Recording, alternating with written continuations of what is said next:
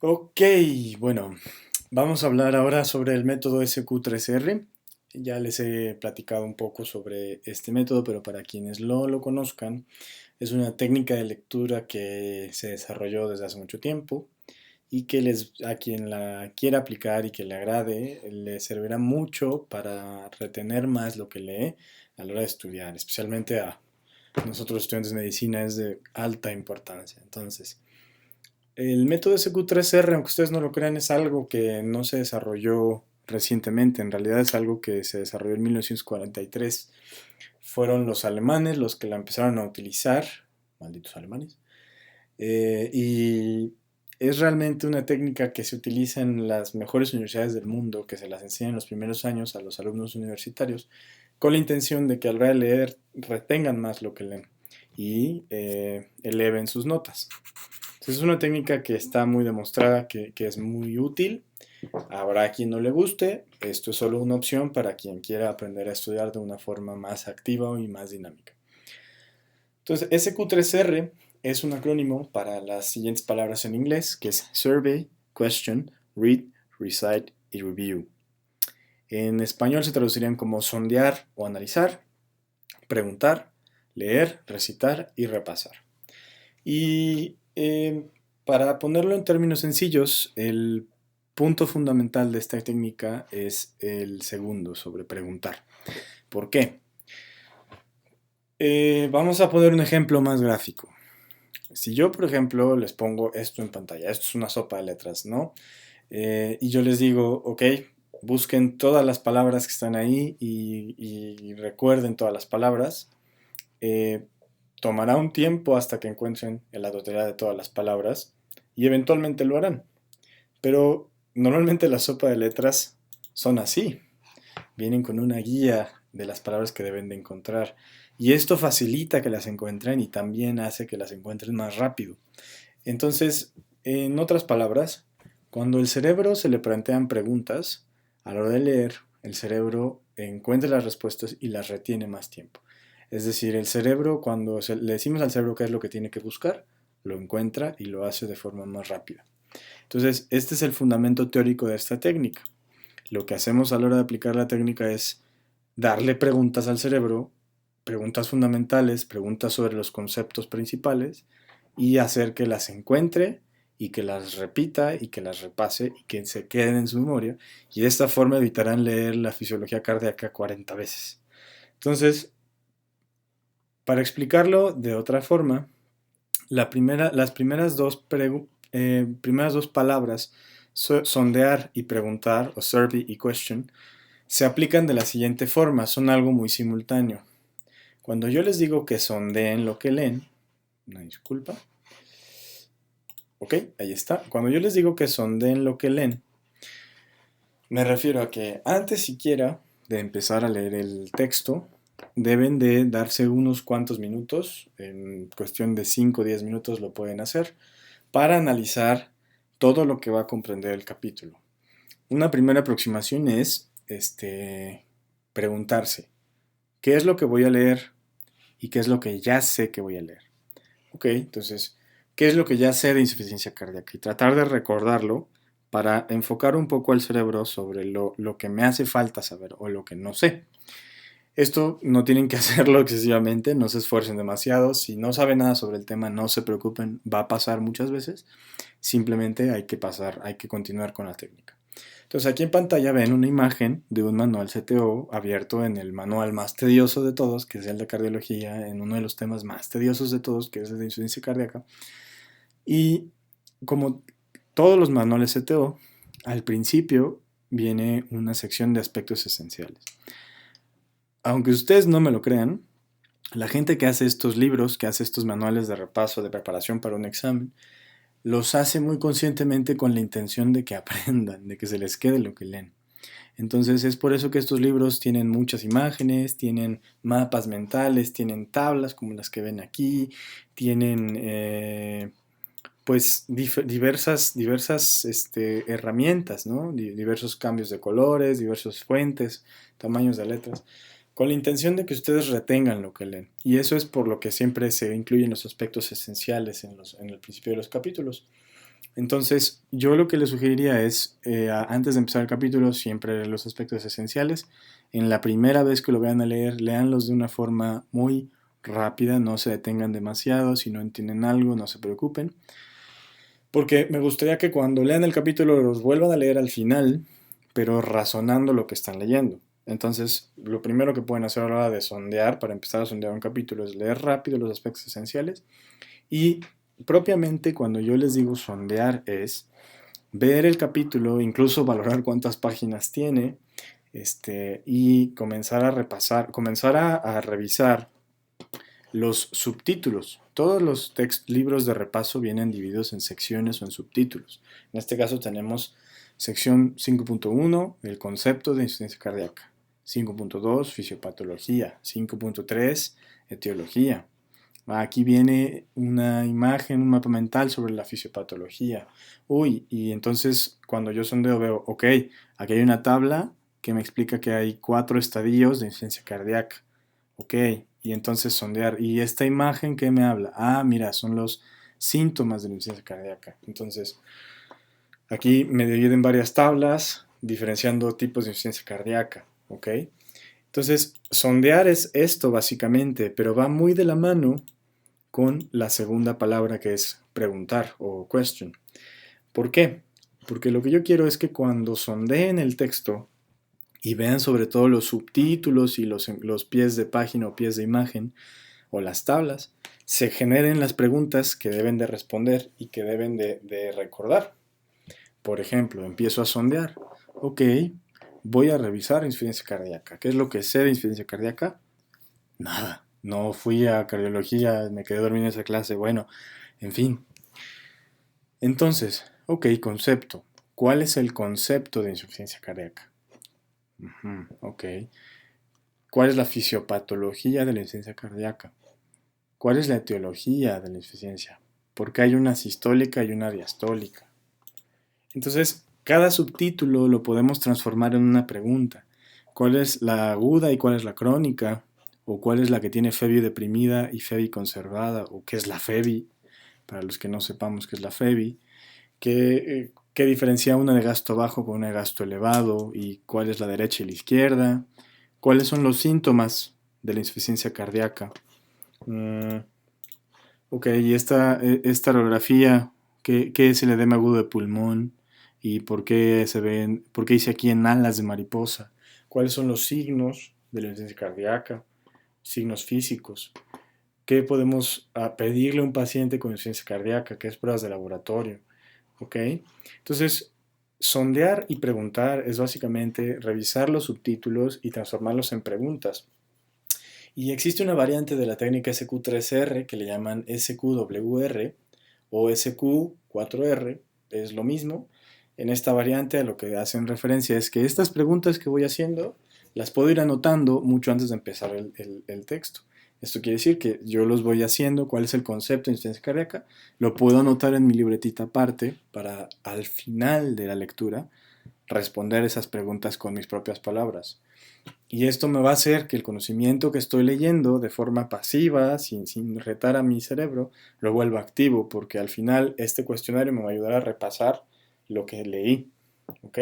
Entonces, eso lo pueden hacer, solamente procuren no responder las preguntas mientras van leyendo, porque ni hacer notas mientras van leyendo, porque eso nada más los distrae a la hora de leer y pierden la concentración. La siguiente parte es propiamente la de la lectura. Y en esta parte yo me voy a detener a explicarles varias técnicas que pueden implementar a la hora de leer.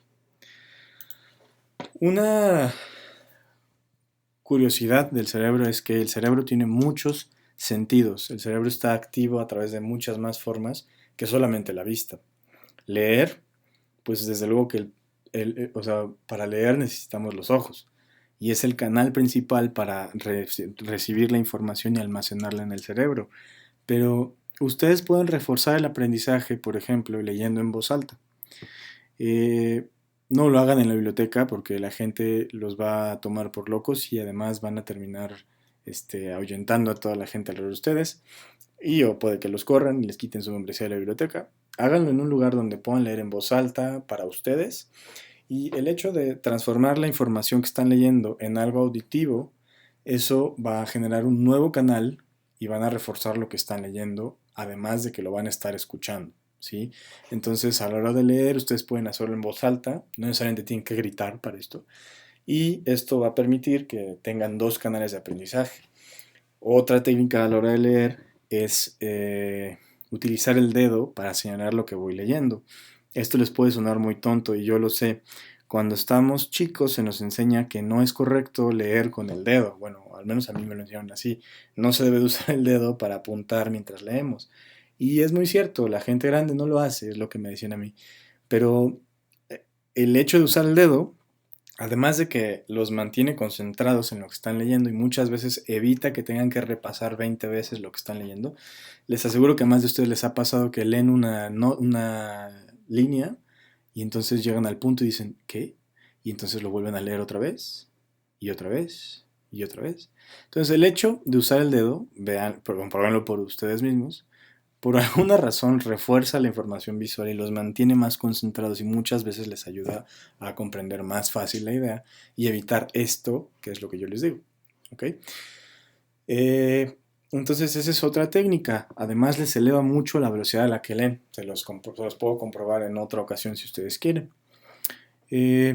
Esas son algunas de las técnicas para leer. La última técnica para leer que yo les quisiera compartir es que, como les dije la vez pasada, no es correcto leer por horarios prolongados y sin tomar breaks, sin descansar, porque lo único que van a hacer es, o sea, van a perder la concentración, van a perder la eficiencia. Al último de 2 horas sin un break, lo único que pasa es que sus ojos están pasando por el libro sin ninguna aprendizaje. Entonces, tómense un break, pero también una forma útil de leer es: leo una sección, me detengo en esa sección, tapo el libro o lo cierro y me vuelvo a repetir lo que acabo de leer.